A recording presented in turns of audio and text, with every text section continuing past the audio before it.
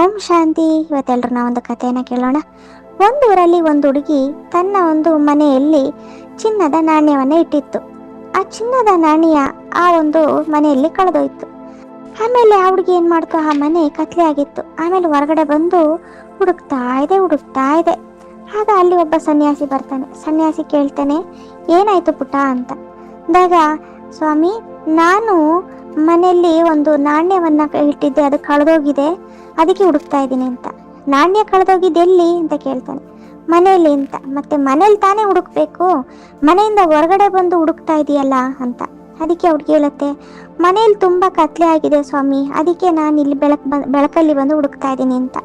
ಅದಕ್ಕೆ ಸನ್ಯಾಸಿ ಹೇಳ್ತಾನೆ, ಪುಟ, ಹಂಗಲ್ಲ, ನೀನು ಯಾವುದು ವಸ್ತು ಎಲ್ಲಿ ಕಳೆದೋಗಿದ್ಯೋ ನೀನು ಅಲ್ಲೇ ಹುಡುಕಬೇಕು. ಅದು ಬಿಟ್ಟು ನೀನು ಮನೆಯಿಂದ ಹೊರಗಡೆ ಬಂದು ಹುಡುಕಿದ್ರೆ ವೇಸ್ಟ್ ಅಲ್ವಾ. ನೀನು ಮನೆ ಒಳಗಡೆ ದೀಪವನ್ನು ಹಂಡಿಸಿ ಆ ಒಂದು ಕಳೆದೋಗಿರೋಂಥ ನಾಣ್ಯವನ್ನು ಹುಡುಕು ಅಂತ.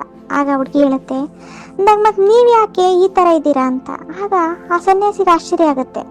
ಏನು ಮಾತಾಡ್ತಿದ್ಯಾ, ಏನು ಹೇಳ್ತಿದ್ಯಾ ಪುಟ ಅಂತ ಅಂದಾಗ, ನೀವು ಸಹ ಭಗವಂತನನ್ನು ಅಲ್ಲಿ ಇಲ್ಲಿ ಹುಡುಕ್ತಾ ಇದ್ದೀರಾ, ಶಾಂತಿಗೋಸ್ಕರ ಕಾಡು ಮೇಡು ಎಲ್ಲ ಅಲೆದಾಡ್ತಾ ಇದ್ದೀರಾ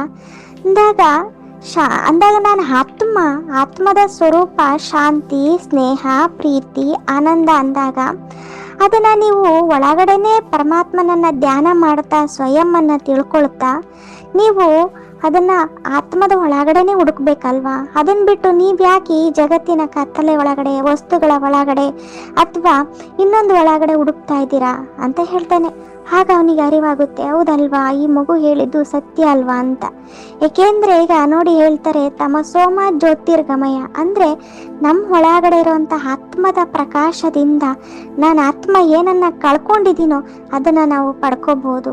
ಹೊರಗಡೆ ಜಗತ್ತಿನಲ್ಲಿ ಯಾವುದೇ ವಸ್ತು, ವೈಭವ ಅಥವಾ ವ್ಯಕ್ತಿ ಅಥವಾ ಯಾವುದರಿಂದನೂ ಸಹ ಸಿಗಲ್ಲ. ಅದನ್ನು ಕೇವಲ ಪರಮಾತ್ಮ ಮಾತ್ರ ಕೊಡಲಿಕ್ಕೆ ಸಾಧ್ಯ. ಅದಕ್ಕೋಸ್ಕರ ಪರಮಾತ್ಮನು ಸೂಕ್ಷ್ಮ, ಆತ್ಮನು ಸಹ ಸೂಕ್ಷ್ಮ. ಅವರನ್ನು ಪರಮಾತ್ಮನನ್ನು ಧ್ಯಾನ ಮಾಡಿದಾಗ ಮಾತ್ರ ಅದು ಸಿಗಬೇಕಾಗಿರುವಂತಹ ಒಂದು ಮನಃಶಾಂತಿ, ಸುಖ, ಆನಂದ, ಪ್ರೀತಿ, ಸ್ನೇಹ, ಇದೆಲ್ಲ ಆತ್ಮದ ಒಳಗಡೆ ಇರುವಂಥ ಗುಣ ಅದು ಜಾಗೃತ ಆಗುತ್ತೆ. ಅದಕ್ಕೋಸ್ಕರ ಬಾಬರವರು ಪದೇ ಪದೇ ಹೇಳ್ತಾರೆ, ಮನಾಭವ, ಮನಸ್ಸಿನಿಂದ ನನ್ನನ್ನು ನೆನಪು ಮಾಡಿ ಮಕ್ಕಳೇ ಅಂತ ಹೇಳ್ತಾರೆ. ಇವತ್ತಿನ ಕಥೆ ಇಷ್ಟ ಆದಲ್ಲಿ ಲೈಕ್ ಮಾಡಿ ಮತ್ತು ಶೇರ್ ಮಾಡೋದನ್ನು ಮರಿಬೇಡಿ. ಓಂ ಶಾಂತಿ.